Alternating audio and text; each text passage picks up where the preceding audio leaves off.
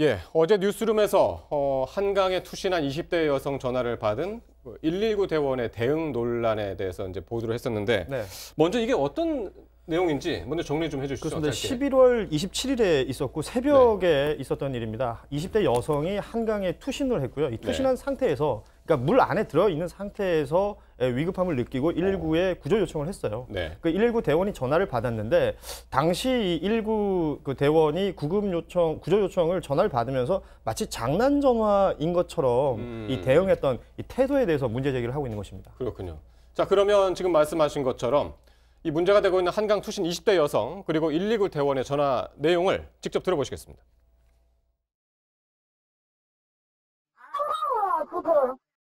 누가 한강이에요? 네, 그래, 내가 이제 한강인데. 근데 지금 이렇게 말을 잘 할 수가 있나요?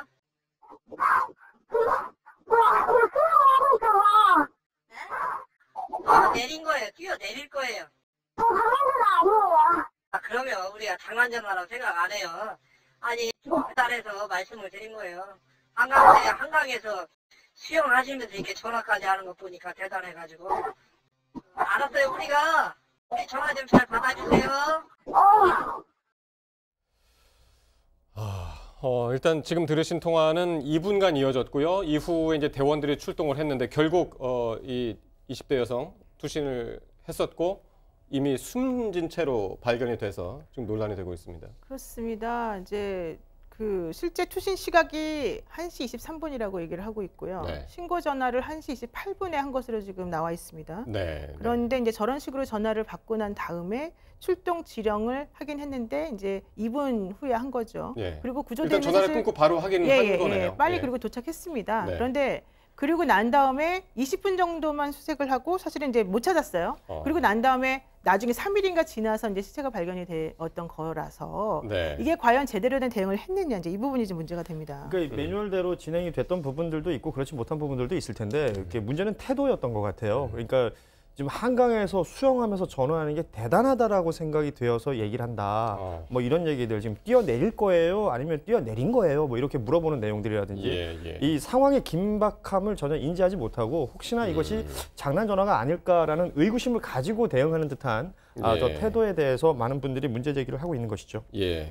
그러니까 현장에 도착은 일단 일찍 했네요. 그렇죠. 예. 근데 이제 그 전에 이 사람을 전화 구조 요청을 했던 사람에 대해서 그렇죠. 대응 과정, 대응의 말투. 그러니까 사실 이 뛰어든 상황에서는 얼마나 이제 그 결심을 하기까지는 이제 얼마나 큰 결심을 했겠습니까? 그렇죠. 그러니까 뭐 그게 잘했다는 건 아니지만 절대. 근데 이제 그런 식으로 조금 이게 뭐 우울하거나 뭔가 조금 감정적으로 극단적인 선택을 해야 되겠다라고 생각을 해서 했다 가도 사실 이제 마음이 이제 바뀔 수가 있고 당연히 그럴 때 구조 요청하는 것은 너무 당연합니다. 그런데 이제 이 소방대 입장도 뭐 생각해 보면 사실 저런 식으로 뭐 뛰어들었는데 전화하는 예가 거의 없을 테니까 이거는 정말 뭐 정말 장난이구나라고 생각했을 가능성도 있다고는 봅니다만은 그럼에도 불구하고 지금 전화하는 사람과 전화 받는 사람의 그 태도가 상황 간에 약간 조금 좀 지나치게 좀 대비적이지 않습니까? 너무 이렇게 여유롭게 받는 모습들이라던가 그러니까 이런 것들이 좀 문제였던 것 같아요.